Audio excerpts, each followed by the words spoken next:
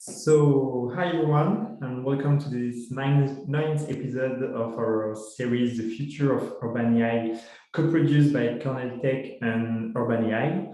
My name is Hubert, and I'm the founder of Urban AI. Just before to launch this episode, maybe some few words of introduction about this project and this methodology.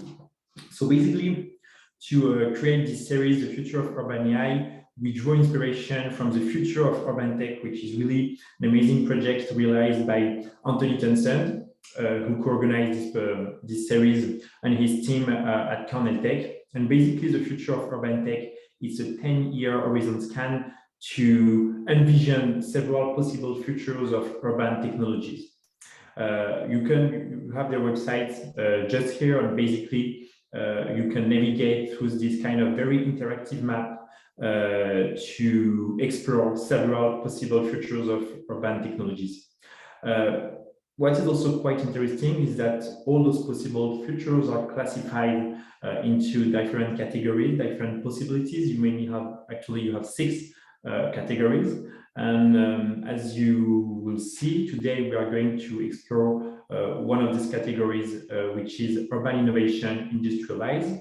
And more specifically, we are going to focus on a signal of this category, which is dedicated to geopolitics of smart cities.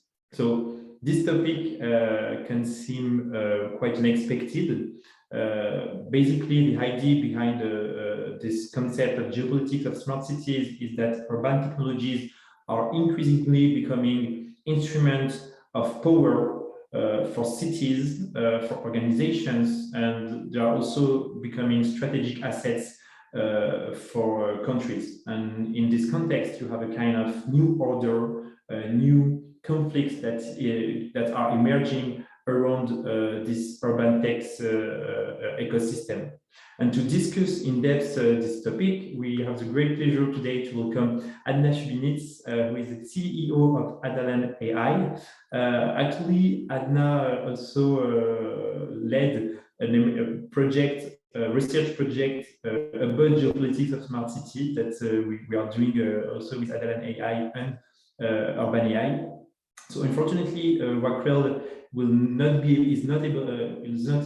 has a kind of professional issues and is not able to join us today, but she sincerely apologizes for this. So as usual, we will have 20 minutes of presentation from Anna, and then we'll have a 20-minute Q&A session with all of you. Anna, the floor is yours. Thank you so much, Robert, for getting me here today. Happy to be here. Hope we have some fruitful talks today.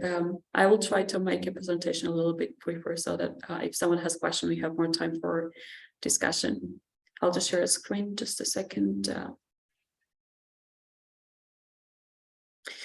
Yeah, so this was a project that we started quite a while ago, basically last winter, and we still need to, we are waiting to publish this.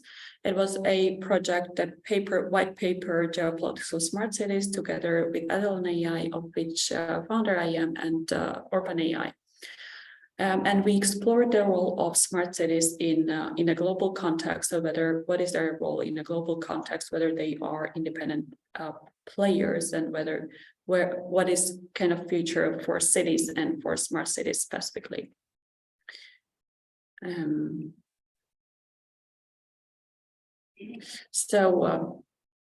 For this, we have actually also interviewed 15 experts, including from European Commission, from big tech companies, to understand what is their technology and their approach regarding this. And we found out some interesting thoughts from them. And basically, the paper goes through the lines of we defined a smart city and also soft power, geopolitics. Then we go through a little bit of history of smart cities. Then the most important part that we did with this paper was actually we built a smart city models. We presented this paper also in Paris and in other places, and the question we got about these models was that, like, are these models kind of existing models that we were just describing those? But basically, that's not right. What we did was we have created these models out of existing technologies and stakeholders in these three regions, USA, EU, and China. And out of this, we derived the model that characterizes the region. And then we found some commonalities and different grounds between these three. And we described that, and we also looked at the case studies, specific cities. And our final question then was how smart cities exert soft power internationally. And we had the US-China technological decoupling, EU between two rivalries, US and China, and also urban policy mobility was a very interesting topic to discuss in the paper. Why we built models in the first place was that our thought was, basically, we are seeing that these leading powers, US and China, importantly, and followed with EU, are trying to export their technologies in all over the world, in their neighboring countries with their partners, but also in other continents in order to gain influence. And we will see basically how they or why they do it in more details a little bit later. So basically, for us, exporting technologies meant exporting national, ideological, economical, and cultural values, because technologies are not neutral. There is still a lot of discussion around whether technologies, and especially artificial intelligence technologies, are maybe neutral, because they are just, algorithms and computer codes and mathematical equations and codes. But also from the one of the very famous papers, artifacts have politics. And what we're seeing from our day-to-day use of algorithms, technologies, and artifacts, all the artifacts have politics, and they're never neutral. They always carry their own ideological and their own cultural background with them. So in order to understand this, what each big player on the geopolitical area is trying to achieve, we build the models to understand those. And also tendencies are changing, and cities are actually currently already practicing foreign affairs, both bilaterally and multilaterally. The question is, we are seeing cities have their roles, and it has not been as influential before, because we have witnessed more like state-led international relations, international affairs, and making the politics with neighbors and partnerships. But what we're seeing right now is that the cities are more emerging as quite important players. And one of the famous quotes from Webb was that 21st century will be a century of cities. Basically, the 19th century was the century of empires, 20th century was the century of nation states, and 21st century will be a century of cities. And we are already kind of see the tendencies for that. So just to directly jump to models, what we found out when it comes to a US model, and we also named the models. In this case, service-oriented cities for US, and you probably would not be surprised. What we're seeing here is we looked at several kind of criteria at all of the models, and we looked at whether what is the role of government, who are stakeholders that play important role in building the cities. And for the United States, we have seen that definitely private sector, while private sector plays a very important role in building technologies, and especially the big tech companies such as IBM and Cisco. Bottom-up approach is also very, very important, because in the United States, municipal government engagement is pretty strong, and there you can the citizens can directly initiate their or communicate their own initiatives. So this makes it for the cities also practical and easier to get bottom-up approach understanding and understand the needs of the citizens. So in this case, historically, smart cities has been coming from United States. Once again, it's just like many other technologies, and IBM has played a very important role, and public-private partnerships has been very important in the beginning of adopting smart city technologies in this context. But what is different from European approach? The American approach has more technocentrism approach, and as long as this is more like private sector oriented, they see citizens as kind of consumers again, not as a citizens or smart city citizens, but more like consumers, and also the citizens become the partners of the cities as well. So citizens kind of also self understand themselves as the customers of the city, and many of the infrastructure projects are already privatized, and private sector has more influence. In this regard, still, 32% of smart city initiatives are promoted by the private sector, 24% result from public-private partnerships, and 44% is already a public sector initiated by the research. And for US, we have studied New York City, which Hudson Yards case, which has been quite a successful project when it comes to smart cities. And as a New York City, as an independent actor on international stage, we have seen several projects that New York has been trying to forge with other cities, especially in Israel as well. And they have been independently talking to cities in Israel. And that has been a couple of case studies. There are not a lot of data what these cities are actually independently doing, but like once again, we are seeing a small trends where this collaboration might take us and how it might play out in the future of geopolitics and international affairs. Then we have EU model, which we call mostly sustainable city, because the need for smart cities in the European context came from the economic problems and also from environmental problems, and there has emerged initiatives and also like kind of trickled down probably from the United States as well. Initiatives to address these problems, economic problems and environment problems. And that's why sustainable city has become the cornerstone of European Union smart city approaches.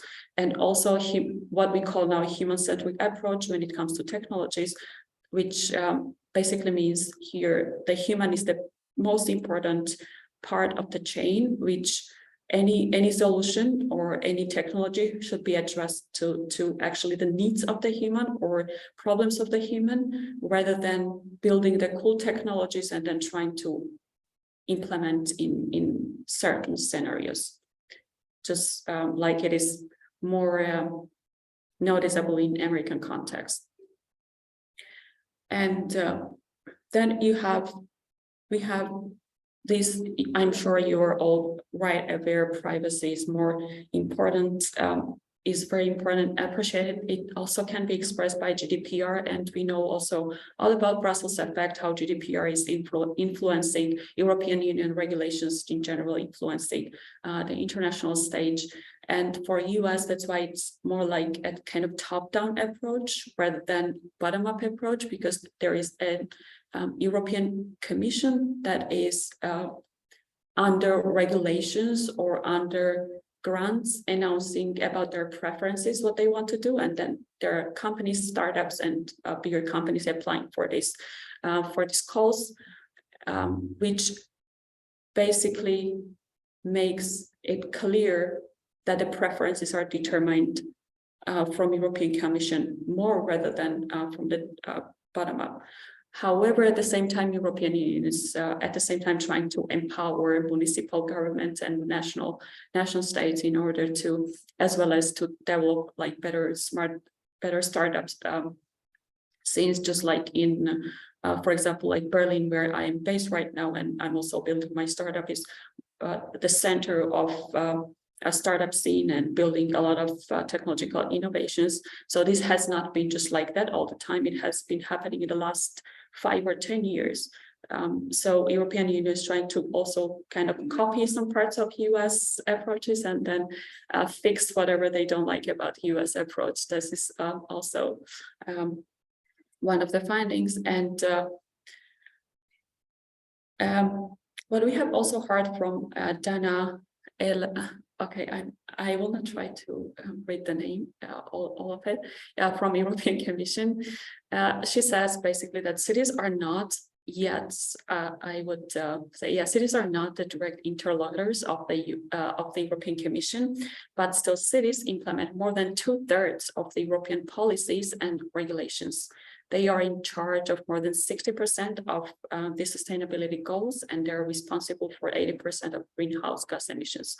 So yeah, basically the cities are cornerstones of implementation of European ambitions and European policies. However, what they are still seeing, in this case, we have looked at Amsterdam case, which is very basically innovator in terms of smart city solutions. And Amsterdam was one of the 2 first cities, Amsterdam together with Helsinki, who have introduced artificial algorithmic registry, where so that to make it transparent for the cities, for the citizens, that they can see how algorithm makes the decision. Basically, it's not so much as for citizens as, for example, auditors or for the people who understand how algorithm works, but it's still a good initiative to the right direction. So Amsterdam is as innovator in smart city cases, and however, the cities in Europe still do not have as much power to play important role when it comes to international scene and contributing to international policy making independently with other cities. When it comes to China's model, Safe Cities is the name, but this is the name that actually has been called by China themselves. So this is, in our case, probably a little bit ironic case, if you would say, from our perspective, what we how we characterize or how we look at compare these models. For China, and you would not be surprised, most probably they understand the safety and the things pretty much differently, and it's also reflected in their regulatory and artificial intelligence initiatives or plans. So they have published a lot of documents to how China is going to lead by 2030 the AI race and be the global leader in artificial intelligence. So what they put a stress upon is a word harmony, which is very interesting. And the word harmony for them basically means that, like, it again reflects more like social perspective rather than individualistic society. So social society rather than individualistic society, where safety and understanding each other and living together and harmoniously is most important thing rather than anything else. So in this case, safety for them makes a lot of sense, and these smart city solutions for China rely a lot on the use of technologies by the citizens, mass adoption of these technologies, smart apps, smart cameras, payment systems, and so on, because this is all led by the social construct that China has been living before. But that doesn't necessarily mean that all the people in China really like this system and really like to be surveilled China, to be known for surveillance cameras. China has been very actively trying to exert its power as a whole state, not as a city. Shenzhen was our case study, but we have it's very hard in general to find information when it comes to China's cities and internal things for China. So we did not necessarily interview the expert from Shenzhen. What we learned from existing resources is that Shenzhen does not have a independent power to exert its international affairs independently with other cities, and it is still happening under Chinese government, high-level government. And China is very actively spreading its technologies. I will just share this map with you. So here are all the countries where China is trying to export the cameras, surveillance cameras, and obviously it's all over there on all the continents. in most of the countries, you would meet that China is spreading their cameras, surveillance cameras mostly, and other infrastructures in the smart city. And it is why when I started mentioning that the technologies that are built in a certain culture, they are never neutral, and they're always carry political or cultural background. So what you take from China, the surveillance cameras that actually have facial recognition capacity, for example, will be used as it was used in China as well, possibly. And if you have, for example, the facial recognition system developed in Europe, and it has some limitations, for example, not to recognize this or that face, or not to recognize faces in certain scenarios, then this will be the value, European value, that the technologies or cameras are carrying with themselves. This is the major difference, and this is why we wanted to explore this, and we want to kind of compare what each side has. On this slide, basically what I've been discussing. And one important thing is that now European Union is more like stuck between US and China technological rivalry, while European Union now is trying to get more fed into ground and its power with regulations. So that's why we had the GDPR, and that's why we had, again, this strong European Union AI Act suggested in April, and to be enforced probably in a couple of years. There is so many things to continue talking. Basically, this paper is already more than 30 pages, and I could continue talking a lot, and about our findings, also about our interviews. One very most important thing that also I found very interesting from the interviews, and from almost all the interviews had pointed out, is that smart city technologies does not actually make sense without smart citizens. So you need to have, in order for the technologies to be used smart and to be actually smart, you need the citizens to use it smartly, and also you need the smart governance structures in place to actually organize this and make it useful for the citizens. And this was the biggest takeaway, and also like the lesson why some of the smart city projects have been failing, because they have not been meeting this biggest criteria, this triangle, smart cities, smart people, and smart governance. So yeah, thank you for your attention, and feel free to ask any questions if you have any specific question regarding anything. Thanks so much, Anna, for this presentation. Definitely not easy to synthesize all the elements of this research in this 20-minute presentation, but it was really super interesting. If you have any questions, feedback actually that you would like to share based on where you are, feel free to do so. I have actually maybe a question for you, Anna, or maybe a kind of precision. So you talked about kind of decoupling, like between China and USA, and we are also seeing a kind of internet fragmentation, actually also for geopolitical issues, with Russia having his own internet, China, USA, etc. And so I was wondering, like, concretely in terms of urban technologies, what would it mean to have this kind of decoupling between China and USA? Would we have like different urban technologies, different urban data governance? Yes, I think that's something we should try to avoid, and I'm seeing European Union is talking a lot about it together with the US. Actually, on Monday I was attending a Trade and Technology Council meeting where Margaret Vestager and Valdis Dobrom, okay, I'm bad with pronouncing these names, but anyway, you know who I mean.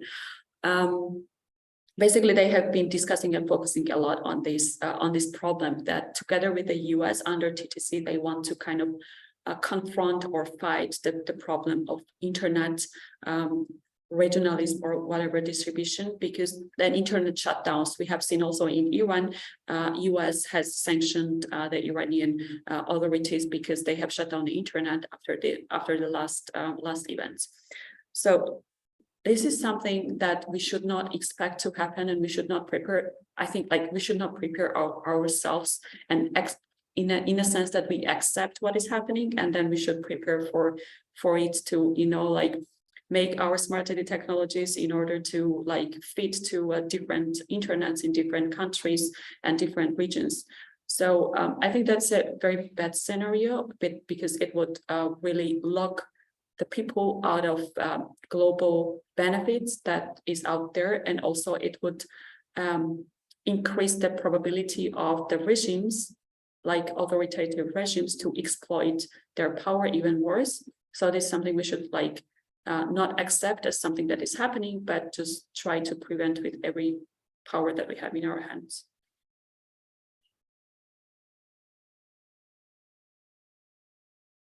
You are muted. Oh, sorry. Thank you for that. It was really fascinating. It makes me think a lot about having these frameworks is great, because you can understand sort of what the dominant paradigms are emerging in these different regions. But with the US and China in particular, they dominate big parts of their region, but they're, this almost shines a light on what's interesting about the countries or the smaller regions around them. So ASEAN in Southeast Asia, how they're almost kind of bucking that to a degree. So Singapore, I guess, was the chair of one of the big smart cities groups last year or the year before, and formed an ASEAN smart cities network. And Singapore has been exporting to China smart city solutions for a long time, but now seems to be trying to consolidate a competing trade bloc. In North America, yes, the US has a model, public-private partnerships are a big part of it, but Canada is in many ways moving in the opposite direction and kind of reasserting the role of public services in the smart city, and the government role in delivering them. So I guess I'm just trying to say it's super interesting to look within these regions. Yeah, exactly. I'm curious whether that came up, and how it plays out in Europe. Yeah, it's good that you have mentioned Singapore, because originally we also wanted to have a kind of additional framework to explore that was Singapore, but we saw it was kind of not so much in the context what we have explored, because Singapore was kind of a model of probably not its own, but mix of all the models that I have just described, European model, Chinese model, and also US model. And it needed a little bit different approach to understand what it's doing with the smart cities. So that's why we did not include, but it's very interesting, definitely, what other countries or cities are doing. Yeah, I mean, just to finish that, look at a place like Turkey, right? Turkey's sort of on the margins of the EU in a lot of ways. Which model is it gonna pull from? Because it's growing, it's wants to make a play in this space for sure. Yeah. Anyway, it's fascinating stuff. Yeah, exactly. Actually, Turkey might be one of the case studies that we might take. With Adalan, we are working on security questions, exploring autonomous weapons, and also chemical bioweapons as well. So we might start exploring Turkey and probably how it is between Caucasian region as a case study. And that's really interesting topics. That's why we're interested. We have a question, Anna, from Nick. Nick, who is asking, do these three models have different ways of trying to export, advertise themselves? For instance, education system, university programs like Cornell Tech, immersive tech exposition, like world fairs. And actually, are there any model conceivable outside of the nation state geopolitical region paradigm as well, such as global civil society, civic tech, community tech, civil movements, etc., etc.? Okay, just give me 2 seconds to read this question. Sure. By myself.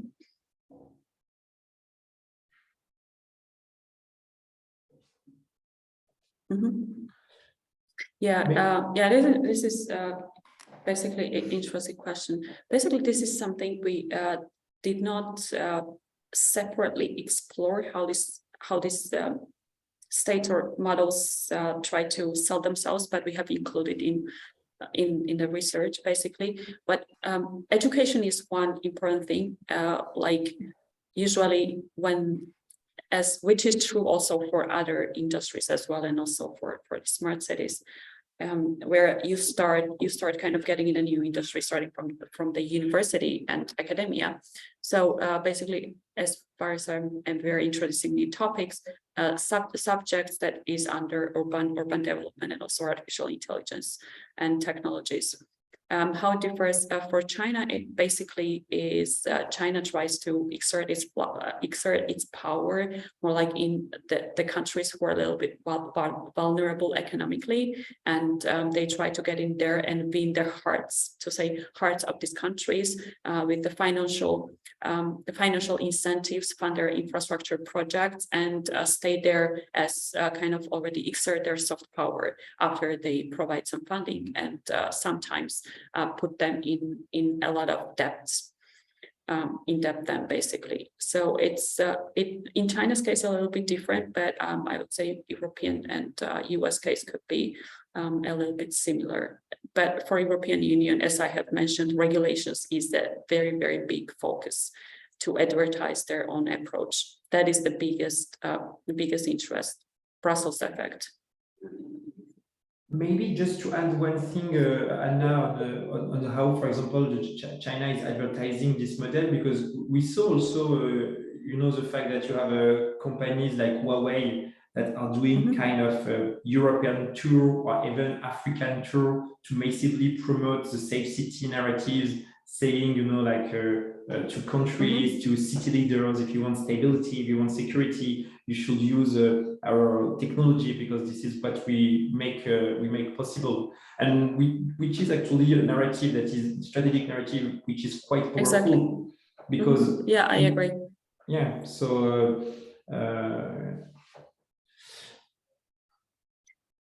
just a second question.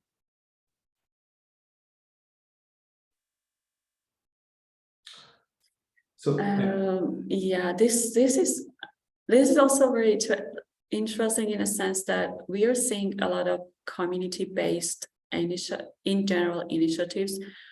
I would not say I ever come across a strong smart city models that is suggested by civil society or by community as such. But if we follow the discussion of tech development, like decentralized technologies and federated technologies, basically, that's probably would kind of lead us to the answer. But it's there. We see a little bit trends, but it's still not there, I guess.